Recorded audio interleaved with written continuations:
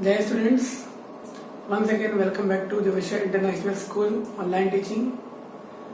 As you know, before this lecture we have completed the third part of chapter number 6, conservation of plants and animals. So इसके पहले वाले lecture में एक बहुत interesting topic discuss किया था. कौन सा था? Biosphere reserves. सो वो एक बहुत इंटरेस्टिंग टॉपिक था. बट आज का जो टॉपिक जो हम बात करने वाले हैं वो हमारा होगा conservation of plant and animal part 4. That is the new one, endemic species. तो स्टूडेंट आप ये जो लिखा हुआ है एंडेमिक स्पीसीज, ये पढ़ के आपको कुछ पॉइंट समझ में आ गए होंगे कि एंडेमिक स्पीसीज का मतलब क्या होता है. क्लियर? एंडेमिक स्पीसीज, इसका मीनिंग एंडेमिक शायद आपको ना पता हो, बट ये जो स्पीसीज लिखा हुआ है ये तो ऑलरेडी आपको पता है. In the lower section you already studied. Now the next part, endemic species. We can say the variety of animals और प्लांट. स्पीसीज मतलब क्या होता है? Variety of animals and plant. So students, here the point which we are going to discuss that is endemic species. So अभी भी आप बोलोगे sir आपने एंडेमिक का मीनिंग तो मैं बताया नहीं. सी स्टूडेंट, यहाँ पे जो लिखा हुआ है अगर आप उसको पढ़ोगे तो आपको बहुत आसानी से समझ में आ जाएगा कि एंडेमिक का मतलब क्या होता है. बट मैं आपको क्वेश्चन बता देता हूँ. एंडेमिक मीन्स प्लांट और animals which are found only in a particular place. समझ में आ गया आपको? सो स्टूडेंट, एंडेमिक का मतलब क्या होता है? एंडेमिक मीन्स अ प्लांट और animals which are found only in a particular place. समझ में आ गया? तो इसी चीज को हम क्या बोलते हैं? तो इसी चीज को हम बोलेंगे endemic. Clear? Now one by one we will go through what are the parts we have written on the board. See, so first part, endemic. What is the proper meaning of endemic? Endemic species are those species of plant and animals which are found exclusively in a particular area. So student, इसका meaning क्या हो जाएगा? ये कुछ ऐसी varieties of plant और animals है जो कि आपको किसी पर्टिकुलर एरिया में या पर्टिकुलर एरिया में प्लांट और एनिमल आपको मिलेंगे. तो स्टूडेंट, इसका मतलब क्या होगा कि अगर हम किसी एक पर्टिकुलर प्लांट की बात करें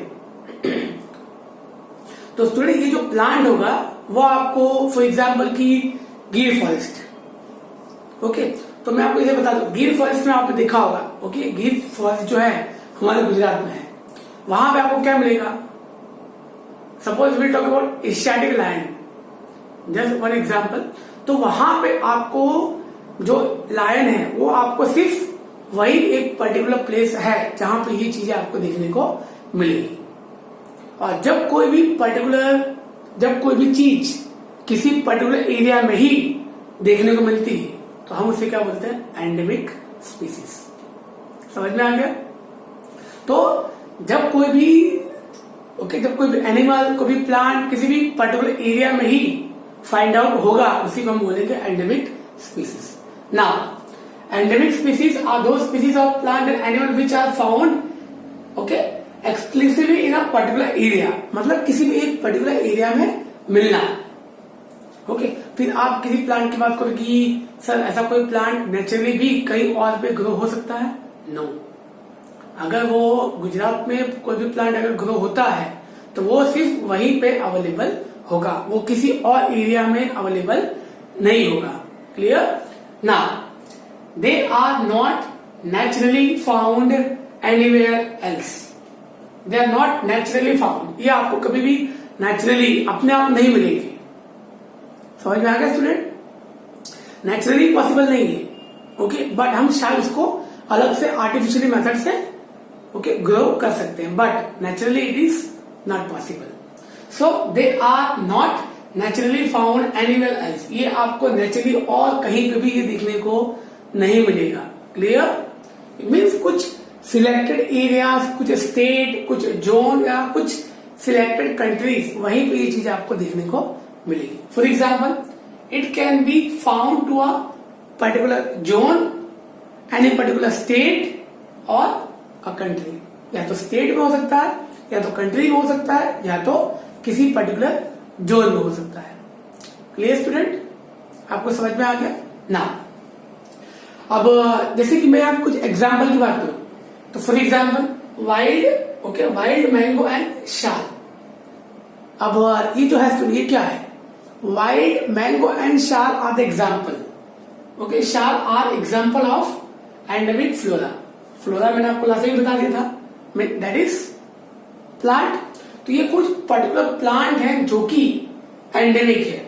एंडेमिक मतलब पर्टिकुलर प्लेस पे ही ये आपको देखने को मिलेगी। जैसे कि ये कहा, wild mango and sal are example of endemic flora of the, okay, Pachmarhi biosphere reserve. Okay, जैसे कि वाइल्ड मैंगो एंड शाल है, तो ये आपको कहां पे देखने को मिलेगी? ओके, तो it is available up to, okay, here only, okay, Pachmarhi biosphere reserve. ये चीजें सिर्फ आपको यहीं पे देखने को मिलेगी। So students, okay, I hope कि ये जो पार्ट जो मैंने अभी आपको करवाया ये आपको समझ में आ गया होगा। Okay, so here up to here we are completed.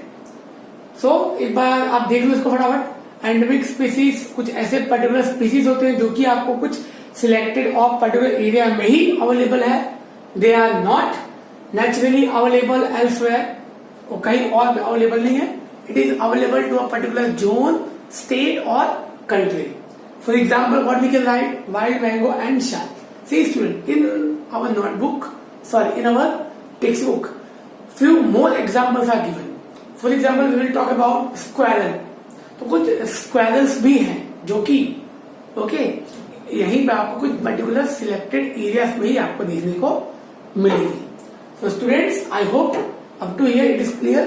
So after this 7.6, okay, we will go to 7.7.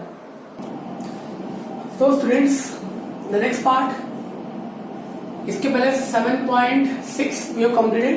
Now the next, that is 7.7. So 7.7 में स्टूडेंट अब क्वेश्चन क्या है? The next part. अब जैसे कि आप कुछ चीजें बहुत अच्छी समझ में आ रही है, clear? Now 7 part, wild life sanctuary. So student, ये जो वाइल्ड लाइफ सेंचुरी है ये क्या होती है? तो ऑलरेडी पीछे के पार्ट में हमने कुछ सेंचुरी, नेशनल पार्क, इसके बारे में हमने डिस्कशन किया था, clear? Now the next part, that is wild life sanctuary. होता क्या है? Wild life sanctuary provide, see student, first of all last में हमने इसका थोड़ा सा डिटेल डिस्कशन किया था, but now again wild life sanctuary provide, wild life sanctuary provide protection and suitable living condition to wild animal। तो student, wild life sanctuary होता क्या है? वो एक ऐसा प्लेस होता है जहां पे एनिमल्स को सुटेबल कंडीशन, जहां पे वो बहुत आसानी से रह सके, वैसी कंडीशन उनको प्रोवाइड की जाती है। कौन एनिमल्स को? Only for the wild animals को, okay, so that the animals can survive easily. Clear? वो सारी चीजें वहां पे उनको प्रोवाइड मीन्स एक ऐसा वे में डेवलप किया जाता है, जैसे कि फॉर एग्जांपल वाटर, एक ऐसा पॉइंट जैसा वहां पे डेवलप किया जाता है जहां पे पानी होता है, जिससे कि एनिमल्स हमेशा वहां से पानी को यूज कर सके। Clear? Wild life sanctuary provide protection and suitable living condition to the wild animal. In wild life sanctuary, see मैंने आपको लास्ट में कुछ बताया था कि in certain part what are the things that are allowed here in wildlife sanctuary. Certain activities are allowed, means the government has given some permission so that we can do that few kind of activities. So in wildlife sanctuaries certain activities are allowed. Which activities we are talking about? For example, grazing. So grazing is allowed for the people who are living surrounding, वो सारे people जो कि वहीं पे रहते हैं, for that people grazing is allowed. After grazing, collecting medicine plant. See, अब आपको पता है कि हो सकता है वहां पे कोई मेडिसिनल प्लांट अवेलेबल हो, तो वहां पे क्योंकि ये कंडीशन अलाउड है कि अगर कोई मेडिसिनल प्लांट वहां पे है तो आप वहां पे जा सकते हो और वहां से कलेक्ट कर सकते हो। और कुछ सेंचुरीज में गवर्नमेंट भी वहां पे ओके जाके चीजों को कलेक्ट करती और मार्केट में फिर क्या करती, उसी सारी चीजों को सेल करती है और या तो कुछ अलग अलग मेडिसिन को बनाने में उसकी हेल्प ली जाती है।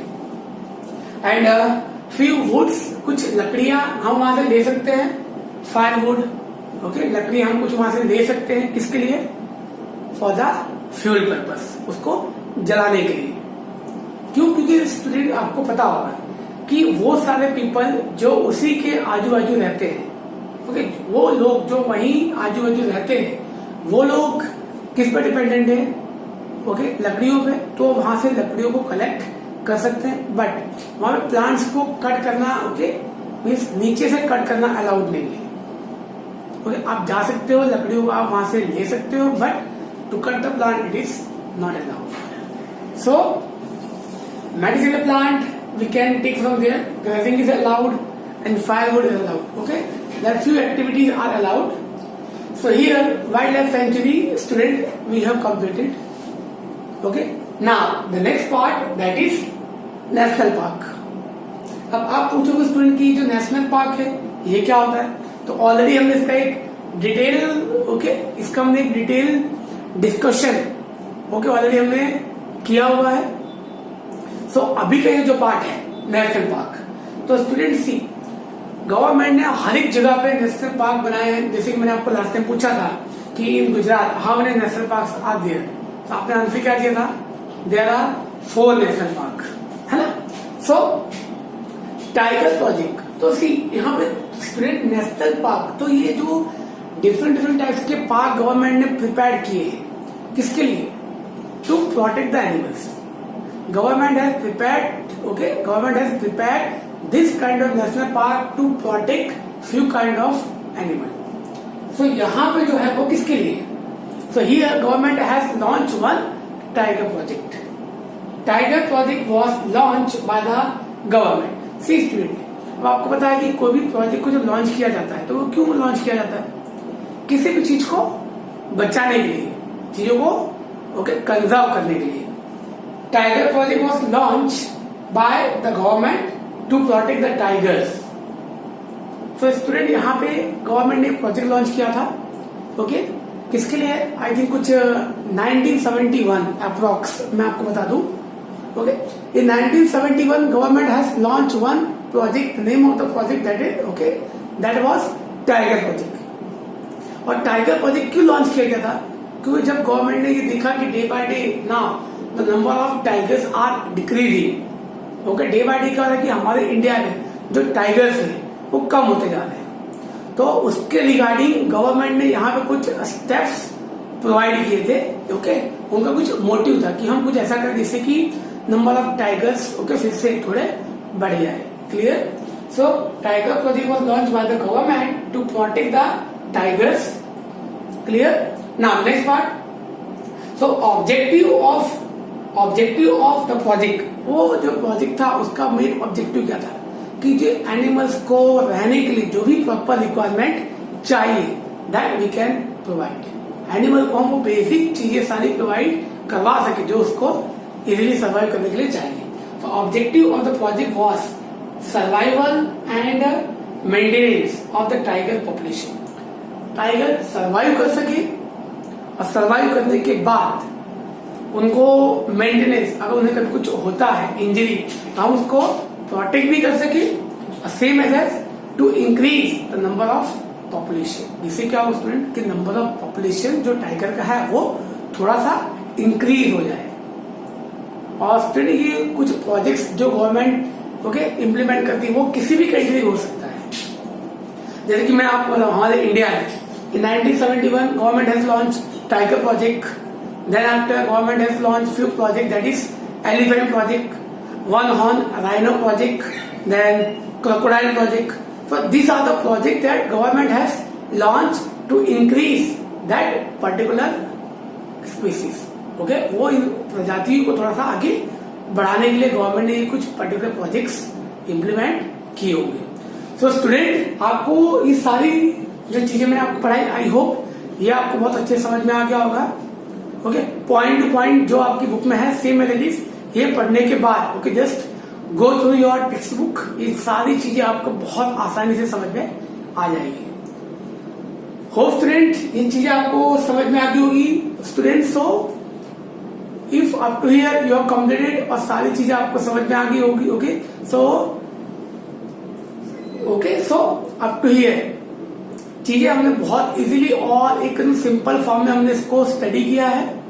मैंने आपको सारी चीजें सिंपल फॉर्म में समझाई है। Okay so student, so thank you very much and don't forget to like, share and subscribe the channel. Thank you students.